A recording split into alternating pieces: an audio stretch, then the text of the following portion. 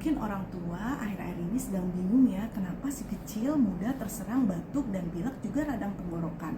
Batuk dan pilek yang berulang bisa disebabkan oleh berbagai macam faktor. Salah satunya kualitas udara akhir-akhir ini. Berdasarkan penelitian, partikel MET ukuran 2,5 itu bisa sebagai penyumbang polusi udara saat ini. Nah, partikel yang tak kasat mata bila terhirup terus-menerus bisa memudahkan si kecil untuk sakit batuk dan pilek. Anak-anak terutama pada balita dan batita itu mempunyai imunitas yang lebih rendah dibandingkan dengan orang dewasa. Anak-anak juga mempunyai laju pernafasan yang lebih cepat sehingga polusi yang mereka hirup bisa lebih banyak. Terus solusinya bagaimana ya? Yang pertama, pantau kualitas udara, sesuaikan dengan kegiatan anak. Yang kedua, batasi aktivitas outdoor anak.